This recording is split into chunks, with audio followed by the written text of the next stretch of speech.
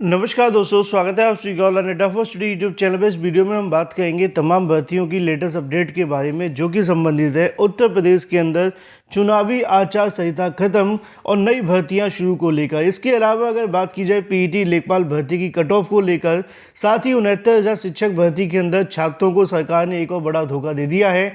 एक बार फिर से भर्ती के अंदर नया मोड आता हुआ दिखाई दे रहा है।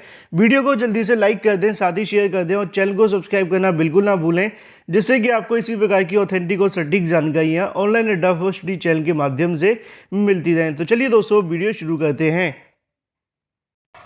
दोस्तों, आगे बढ़ने से पहले अनअकैडमी लेकर आया टॉप बैचेस टॉप एजुकेटर्स के साथ, जो कि स्टार्ट हुआ है 9 मार्च 2022 से, जिसमें आप रिवीजन बैच, इसके अलावा सफलता बैच और साथ ही अगर बात की जाए उद्देश्य बैच को ज्वाइन कर सकते हैं। एसएससी सीजीएल साथ में सीएचएसएल 2022 के लिए लक्ष्य बैच भी स्टार्ट होने वाला, साथ ही लक्ष्य सीपीओ 2022, इसके अलावा ऑल एसएससी एग्जाम के लिए 9 मार्च से स्पेशल बैच स्टार्ट किया जा रहा है। अगर आप एसएससी एमटीएस या फिर एसएससी की स्टेनोग्राफर की प्रिपरेशन कर रहे हैं तो उसके लिए भी आप सभी बैचेस को ज्वाइन कर सकते हैं। दिल्ली पुलिस या फिर अगर बात की जीडी कांस्टेबल के बारे में, हरियाणा पुलिस या फिर अगर बात करें तेलुगु बैच के लिए आप सभी ज्वाइन कर सकते हैं 9 मार्च 2022 से। इन सभी के लिंक आपको वीडियो की डिस्क्रिप्शन में दिए गए हैं। आप चाहें तो अनअकैडमी में फ्री यहाँ पे आप सभी के सामने टेस्ट सीरीज देखने के लिए मिलती है, जिनका शेड्यूल आप सभी के सामने, इनको आप सभी ज्वाइन भी कर सकते हैं। इसके अलावा अनअकैडमी लेकर आया आइकॉनिक फीचर, जिसमें आप सभी अपनी पिक्चर को अपलोड करके भी अपने डाउट पूछ सकते हैं। इसके अलावा लाइव क्लास के अंदर रेज हैंड करके अपने डाउट अपने फेवरेट एजुकेटर से पूछ सकते हैं। अगर आप प्लस सब्सक्रिप्शन लेना चाहते हैं तो आप सभी ले सकते हैं, जिसका लिंक आपको वीडियो की डिस्क्रिप्शन में मिलेगा। आज गौतम 10 लगाकर आपको मिलेगा इंस्टेंट 10% का डिस्काउंट।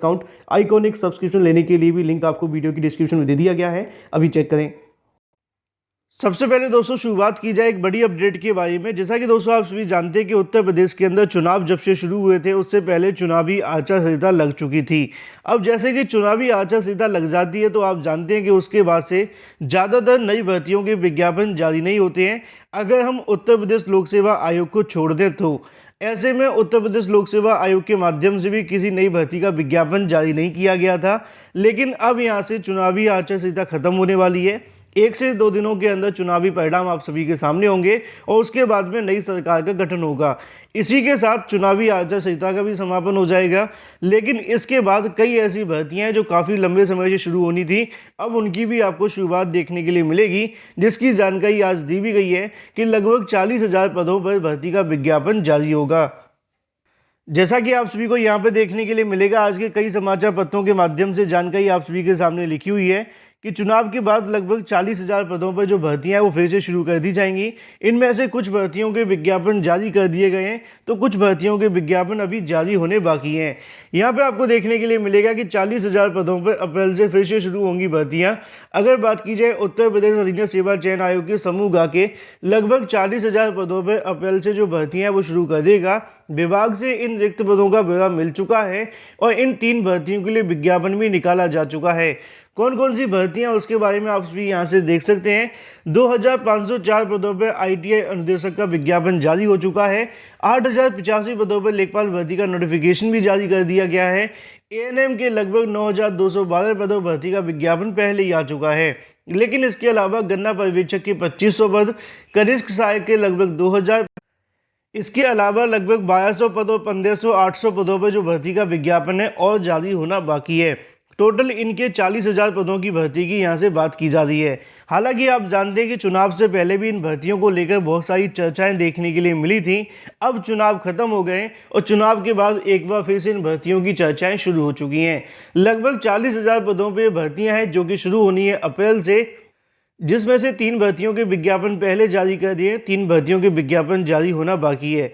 यहाँ पे चेयरमैन की तरफ से बयान भी जारी किया जाता है कि आदर्श आचार संहिता के चलते नई भर्तियां रोक दी गई थी। जिन पदों के लिए विज्ञापन निकाला गया था उनकी परीक्षा स्थगित कर दी गई थी। आचार संहिता समाप्त होने के बाद भर्तियाँ नए सिरे से शुरू कर दी जाएंगी, ऐसा कहना है प्रवीण कुमार अध्यक्ष। अगर बात की जाए उत्तर प्रदेश अधीनस्थ सेवा चयन आयोग, जो कि सबसे ज़्यादा लेजी है, अधीनस्थ सेवा चयन आयोग की समान योग्यता यानी कि इंटर के समकक्ष स्नातक व तकनीकी दक्षता वाले पदों की भर्तियों के लिए इनके लिए एक साथ विज्ञापन निकालने के लिए परीक्षा भी करवाई जाएगी, जिससे तय समय में इनके अंदर जो भर्तियां हैं उनको पूरा किया जा सके। आयोग भर्तियों के लिए समान योग्यता वाले पदों को अलग अलग करता हुआ दिखाई दे रहा है, जिससे कि आचार संहिता खत्म हो जाने के बाद में चरणबद्ध तरीके से विज्ञापन निकालते हुए भर्ती प्रक्रिया को शुरू कर दिया जाए। फिलहाल दोस्तों ये बात हो जाती है 40,000 पदों भर्ती के बारे में, जिसके विज्ञापन आप सभी को जल्द देखने के लिए मिलेंगे। लेकिन इसी बीच छात्रों के मन में एक सवाल और देखने के लिए मिलता है, वो है पीईटी लेखपाल भर्ती की कट ऑफ के बारे में, इसके अलावा परीक्षा की तारीख को लेकर। जैसा कि दोस्तों आप सभी जानते हैं कि आयोग की तरफ से 3 भर्तियों के नोटिफिकेशन तो जारी किए गए, लेकिन अभी तक पीईटी की कट ऑफ को लेकर आयोग पूरे तरीके से मौन था। इसके पीछे का सबसे बड़ा कारण कहीं ना कहीं ये था कि उत्तर प्रदेश के अंदर चुनाव होना। चुनाव के समय पे यूपीएससी की तरफ से अगर यहाँ से आप सभी के लिए कट ऑफ की घोषणा कर दी जाती तो इसका खामियाजा सरकार को भुगतना पड़ सकता था, क्योंकि जो सरकार की मंशा है वो ये है कि लगभग यहाँ 15 गुना या 20 गुना अभ्यर्थियों को बुलाया जाए। लेकिन बहुत सारे ऐसे अभ्यर्थी जो लेखपाल भर्ती के अंदर एक बड़ी संख्या में बैठना चाहते हैं, लेकिन वो पीईटी के चलते यहाँ से बाहर हो गए। तो ऐसे में उन छात्रों की यहाँ पे मांग थी कि ज़्यादा से ज़्यादा अभ्यर्थियों को बुलाया जाए। तो इसी सवाल से कहीं ना कहीं दूरी बनाने के लिए सरकार अपने आप को बचाने के लिए चुनाव के समय पीईटी की कट ऑफ की घोषणा नहीं करना चाहती थी, इसीलिए आयोग ने घोषणा नहीं की। अब यहाँ से जानकारी मिल गई है कि आयोग की तरफ से कट ऑफ को लेकर लगभग सारी तैयारियां जल्द कर ली गई हैं और अब आप सभी के सामने बहुत जल्द कट ऑफ का ऐलान कर दिया जाएगा। अभी तक प्राप्त जानकारी के अनुसार 15 मार्च के बाद में कट ऑफ को लेकर ऐलान किया जा सकता है, अगर आयोग चाहे तो, क्योंकि जैसे ही नई सरकार बनेगी उसके बाद यहाँ से इनकी तरफ से प्रस्ताव बनाकर भेजा जाएगा और सरकार की मंजूरी मिल जाने के बाद से यहाँ से आगे की कार्यवाही शुरू हो जाएगी। तो वहीं दूसरी तरफ अगर बात की जाए लेखपाल की कट ऑफ के बाद परीक्षा के बारे में, तो परीक्षा को लेकर जानकारी मैंने आपको पहले ही दी है कि अप्रैल के अंत में या फिर मई के स्टार्टिंग के अंदर लेखपाल परीक्षा कराए जाने को लेकर आयोग में विचार किया जा रहा है। हालांकि अभी तक किसी तारीख को लेकर मोहर नहीं लगी है। अगर जानकारी मिलेगी तो सबसे पहले इस चैनल के माध्यम से आप सभी को दे दी जाएगी। इसके अलावा अगर बात की जाए अपनी अगली अपडेट के बारे में, जो कि संबंधित है उत्तर प्रदेश में नई प्राथमिक शिक्षक भर्ती के विज्ञापन को लेकर, क्योंकि उत्तर प्रदेश में नई प्राथमिक शिक्षक भर्ती के विज्ञापन का भी यहाँ पे इंतजार किया जा रहा था, लेकिन चुनावी आचार संहिता लग जाने के बाद इसकी उम्मीद पूरे तरीके से खत्म हो गई।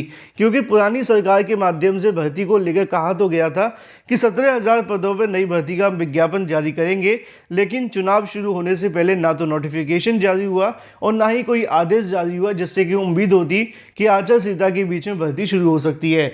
फिलहाल आप जानते हैं कि 10 तारीख के बाद नतीजे जारी कर दिए जाएंगे।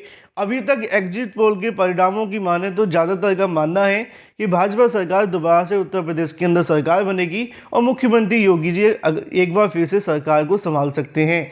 लेकिन सवाल आप सभी के मन में भी होगा कि नई प्राथमिक शिक्षक भर्ती का विज्ञापन कब तक जारी होगा। तो नई प्राथमिक शिक्षक भर्ती के विज्ञापन की अगर बात की जाए तो इसका जो नोटिफिकेशन होता है वो अप्रैल के अंदर जारी कर सकती है सरकार, अगर सरकार की मंशा है कि वो नई शिक्षक भर्ती करवाना चाहते हैं तो। क्योंकि अगर बीजेपी सरकार बनेगी तो आप जानते हैं कि उनके ऊपर उन्होंने पहले ही कहा था कि हम भर्तियां तो निकालेंगे लेकिन किसी के दबाव में नहीं निकालेंगे। मुख्यमंत्री योगी जी की तरफ से चुनाव से पहले बयान दिया गया था और चुनावी आचार संहिता लग जाने के समय पर ऐसा बयान जारी हुआ था, अगर आपने सुना होगा तो यहाँ पे एक बात पूरे तरीके से तय है कि योगी सरकार बनती है तो आपका जो नोटिफिकेशन होगा वो अप्रैल के अंदर ही आने की संभावना, उससे पहले जारी नहीं हो सकता। लेकिन इसी बीच अगर बात की जाए पदों की संख्या के बारे में, तो कल देर रात को ही मैंने इसके बारे में आपको जानकारी दी थी कि सरकार भले ही सुप्रीम कोर्ट में जाकर बताकर आई थी कि हमारे पास 51,000 से ज़्यादा पद खाली हैं, लेकिन उन्होंने नोटिफिकेशन की जानकारी सिर्फ 17,000 पदों पर दी थी।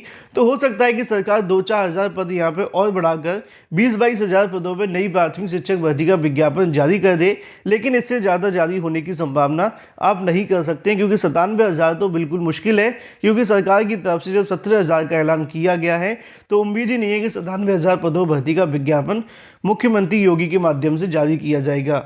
लेकिन अगर सरकार के अंदर कोई बदलाव होता है और कोई दूसरी सरकार बनती है तो उसके बारे में अभी कुछ नहीं कह सकते, क्योंकि उनके माध्यम से कितने पदों पर विज्ञापन जारी होगा, प्राथमिक के अंदर कितने पद खाली है, उसके आधार पर क्या कार्यक्रम होगा, इसकी जानकारी के लिए आपको 24 से 48 घंटे का इंतजार करना है। जैसे ही नई सरकार का ऐलान होगा सारे सवालों के जवाब आप सभी के सामने होंगे। फिलहाल ये बात हो जाती नई प्राथमिक शिक्षक भर्ती के विज्ञापन के बारे में। उम्मीदें ज़्यादा है कि आप सभी का जो विज्ञापन है वो अप्रैल के अंदर जारी हो सकता है, अगर सरकार चाहे तो।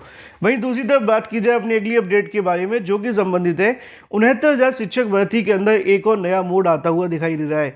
ना तो 69,000 शिक्षक भर्ती सरकार का पीछा छोड़ रही है और ना ही सरकार 69,000 शिक्षक भर्ती का पीछा छोड़ रही है। तो जैसा कि आप सभी जानते हैं भर्ती पूरे तरीके से कहीं ना कहीं विवादों में फंसी हुई थी और इससे ज़्यादा विवादित ना तो ब्रह्मांड में कोई थी और ना ही आगे भविष्य में हो तो बेहतर होगा। क्योंकि भर्ती के अंदर लगभग हजारों छात्रों को नौकरियां तो मिल चुकी हैं, लेकिन भ्रष्टाचार अभी भी खत्म नहीं हुआ। 69,000 शिक्षक भर्ती के मामले को लेकर उत्तर प्रदेश सरकार एक बार फिर से सुप्रीम कोर्ट जाने वाली है।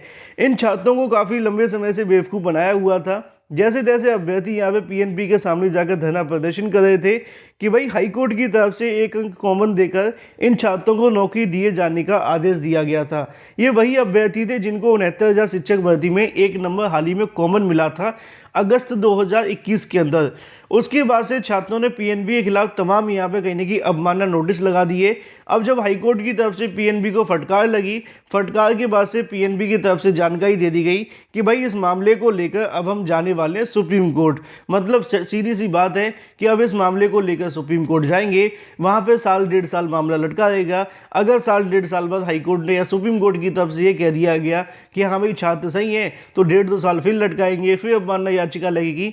आगामी 3 से 4 साल फिर इसके अंदर लग सकते हैं, क्योंकि आप जानते हैं कि 1 साल बाद सरकार को याद आया कि हम इस मामले को लेकर सुप्रीम कोर्ट जाने वाले हैं। अंदाज़ा लगाया जा सकता है कि इन छात्रों को नौकरी देने की बजाय कहीं ना कहीं सरकार खुद कोर्ट भी खेलना चाहती है। अगर सरकार चाहती तो जब नोटिफिकेशन जारी हुआ था या फिर हाईकोर्ट की तरफ से कहा गया था कि 1 नंबर कॉमन दे दिया जाए, उसी समय सरकार क्यों नहीं गई? जब छात्र बार बार अवमानना याचिका दाखिल करके हाईकोर्ट गए तो उसके बाद सरकार को याद आया कि नहीं, हमें तो सुप्रीम कोर्ट जाना था, अब बार बार अवमानना याचिका हमारे खिलाफ क्यों लगवा रहे हैं? तो फिलहाल ये बात हो जाती है 69,000 शिक्षक भर्ती के अंदर। वहीं दूसरी तरफ बात की जाए 69,000 शिक्षक भर्ती के बाद उत्तर प्रदेश के अंदर चुनाव को लेकर, जैसा कि आप जानते हैं कि उत्तर प्रदेश के अंदर हर एक परीक्षा का जो पेपर है वो आउट हो जाता है। परीक्षा से पहले आप सभी के सामने पेपर आउट हो जाता है, नतीजे आने से पहले पेपर आउट हो जाता है। सेम उत्तर प्रदेश चुनाव से पहले एक बार फिर से हंगामा होता हुआ दिखाई दे रहा है। जैसा कि आप सभी जानते हैं कि उत्तर प्रदेश के अंदर जब जब चुनाव होते हैं ईवीएम काफ़ी ज़्यादा बदनाम होती है, चाहे जैसे भी मामले देखने के लिए मिले। अब चाहे इसका कोई सपोर्ट करे या विरोध करे, जो अलग बातें हैं, लेकिन यहाँ पे एक बार फिर से ईवीएम को लेकर विवाद होता हुआ दिखाई दे रहा है। कल जैसा कि मैंने आप सभी को जगह जगह पर दिखाया था, कई जगहों से इस प्रकार के मामले देखने के लिए मिले हैं कि ईवीएम से भरे हुए ट्रक सड़कों पर पकड़े गए। इसके अलावा वीवीपैट और भी तमाम अलग अलग चीज़ें देखने के लिए मिल रही हैं, जिसको लेकर तमाम अलग अलग तरीके के हंगामे आप सभी के सामने देखे जा रहे हैं। फिलहाल ये मामले क्या हैं, किस प्रकार हुआ है, चुनाव आयोग के माध्यम से कोई जानकारी देखने के लिए नहीं मिली है और ना ही कोई कार्रवाई की गई है। जो भी अपडेट है इस चैनल के माध्यम से आप सभी को दी जा रही है। वीडियो को लाइक कर दें, साथ ही शेयर कर दें और चैनल को सब्सक्राइब करना बिल्कुल ना भूलें।